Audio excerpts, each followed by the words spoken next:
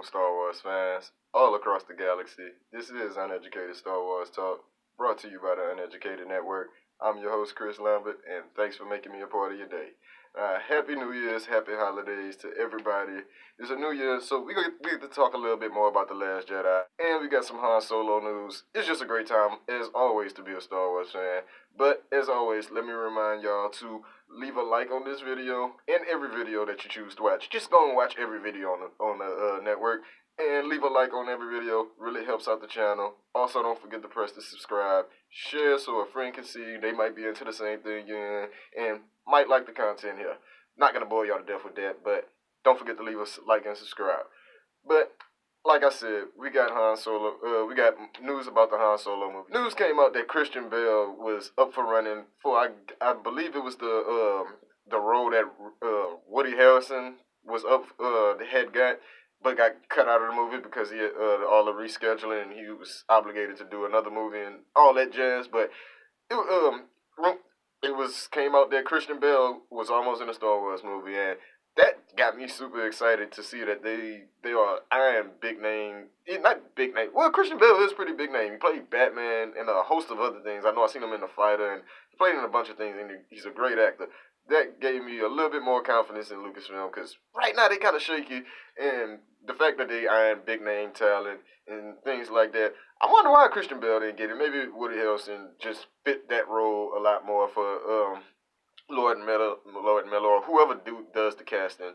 But I don't know if they actually casted Woody Harrelson over Christian Bale, but it was super exciting to me. And I just wanted to share that news with y'all, because that really excited me that Lucasfilm, they don't mind going after those big names. And Woody Harrelson is a big name, and we've gotten some, not huge names in Star Wars already, but this was pretty, not a step in the right direction to me with Lucasfilm and Kathleen Kennedy and the decision makers, because I see that they're actually eyeing talent and not too shy about how the fans are going to feel about seeing certain people in a movie, because I know that's a big thing in the Star Wars fan community. Like, we don't want to see like too big a name in Star Wars because that's going to take people out of the movie or whatever. But I think Christian Bale is a great actor. It all comes down to the actor. Can that actor sell you on the role he's playing? So that's generally what I think about having the big name people in Star Wars. And I kind of wish Christian Bale could have got the role. Maybe he wouldn't have been obligated to be in another movie, and maybe we could have still got that role not cut out of the movie and seen Christian Bale doing his thing in the Han Solo movie. But also, we got some nice new pictures. I think it was official. I've seen them on Star Wars Newsnet, and they always do great jobs with putting out news and stuff like that. Check those out. Check them out if you have a second as well. StarWarsNewsNet.com. But they put out an article about some photos, and I didn't read the article too much because I've been crazy busy over the last couple of weeks. But I looked at the photos. Photos look great. Alden Ehrenreich, just gonna call him out, Alden, or the new Han Solo. He doesn't give me that Han feel right now, and I know it's just a picture. And I hate looking at pictures like this, but in the picture, it doesn't really feel Hanish to me. He kind of got the look in Childish Gambino with Lando. I'm excited. I'm still super excited for his role, but the haircut kind of threw me off, and the picture didn't do a lot for me. It got me like, oh, yeah, the movie's coming. The Han Solo movie's coming. Now we off episode 8, and we're on the Han Solo now. But the pictures didn't do a great job of boosting my confidence in the movie. I'm still going to see it. Of course, I'm a Star Wars fan. Of course, I'm going to go see it. I'll be first in line probably to go see it. But I'm really interested in this movie, and I'm not going to talk too much about the Han Solo movie because I am in the process of putting a show together about the Han Solo movie, and be on the lookout for that in a couple days. On to what we're here for, The Last Jedi. I want to talk a little bit more about it. I want to give y'all my top 3 things that I really like with the movie, that I loved with the movie. Probably the biggest reason why I love the movie, because I have a lot of problems with the movie, but these 3 things over trumps it all, because these things are some of my favorite things in the movie. And at number 3, I'm going to start 3, 2, 1, of course, why not? But at number 3 is Luke Skywalker in the movie. We was sort of prepared for this Luke.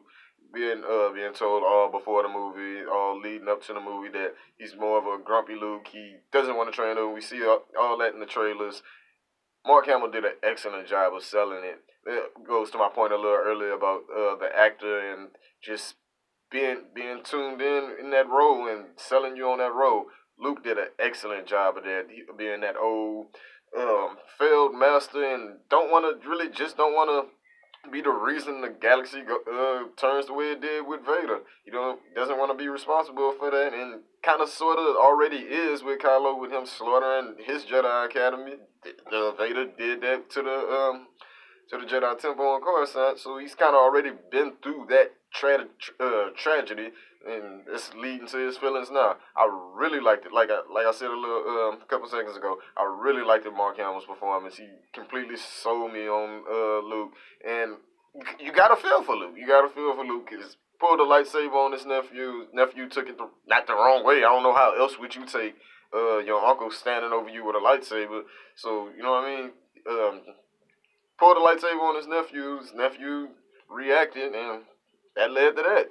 You know what I'm saying? I feel like you can blame Kylo. Maybe he was already going down that dark path. Maybe Luke should have did it, but that ain't the Luke that I figured Luke wouldn't. That's not Luke. That's not really Luke to slaughter his nephew. So, and that's why he didn't. But the fact that that thought ran across his head, not Kylo, Ben at that point had already been deep within the dark side and really headed down that path already. And so you gotta kind of feel for Luke. And like I said, Mark Hamill did an excellent job in performing that role. And I'm super impressed with Luke. Number 2 on my list, I got Kylo Ren and Rey scene. Jesus Christ, these are some of my favorite. These made the movie for me because these scenes are just not beautiful. There's not heart touching moments or anything. It's just they act their acting performances during their scenes, looking each other eye to eye through the Force and everything. It's just she tugs my heart every time I see her.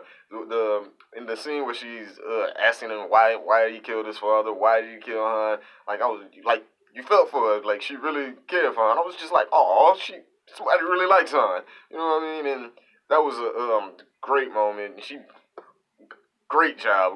Daisy really is a great actor. She's gonna have a heck of a career going forward. Starting off in Star Wars, she's already been in another movie. I'm sure she got a couple other things lined up. I'm sure she got a lot of offers lined up because she did a great job in this movie, and she made Rey an even more layered character. And you feel for her when she reaches out to Kylo, because both of them getting shutted out by their masters. Their masters don't believe in them.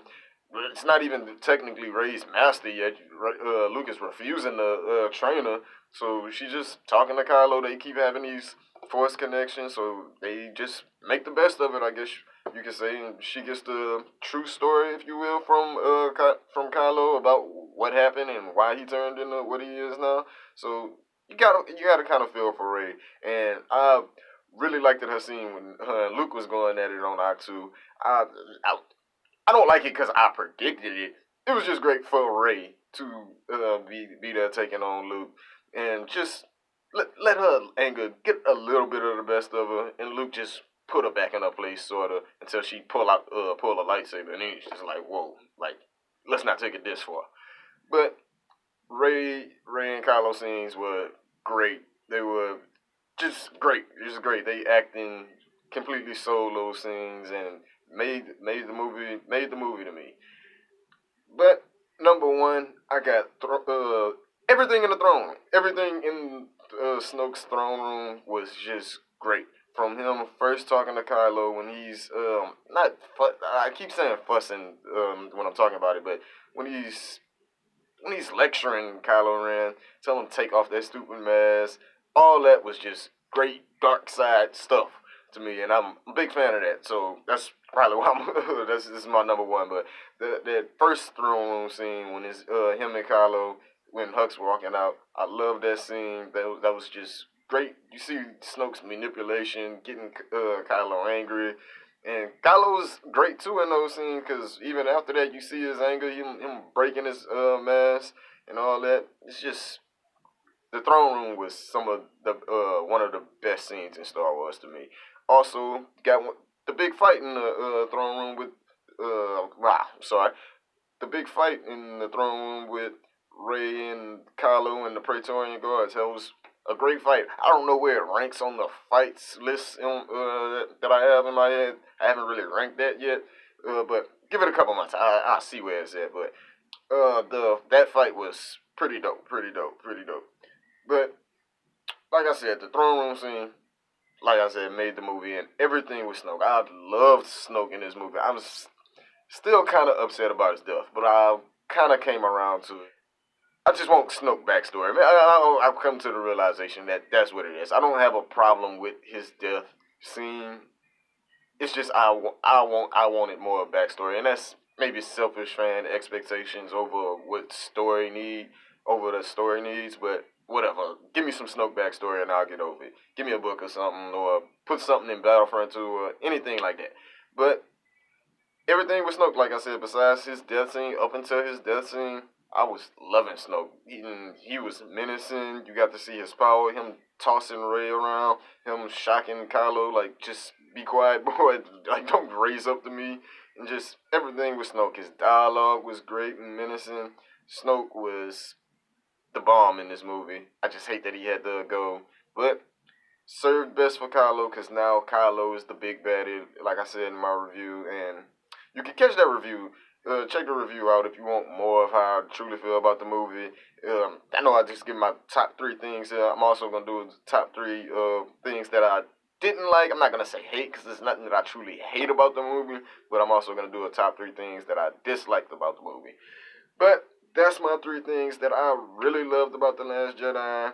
Luke Skywalker, Rey and Kylo scene, and everything in the throne room was just great and top of the line Star Wars. Rivals that throne room scene in not Empire Strikes Back, but in Return of the Jedi to me.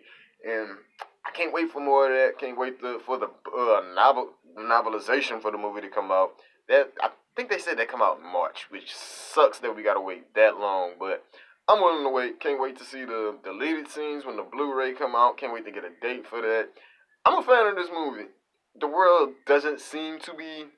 I'm gonna stick with it. I really like this movie until I get it in my house and be able to watch it, and maybe come to the realization, well, maybe I don't like it as much as I do. I'm gonna stick by saying I still love this movie. Don't know where, like I said, with the fights, don't know where it rank. It gotta stand that test of time. Gotta see what it does, and I don't have to see what it does in the theater to validate it to me, but I do want to see how the masses react to it. Well, right now it's not too good, but that's just.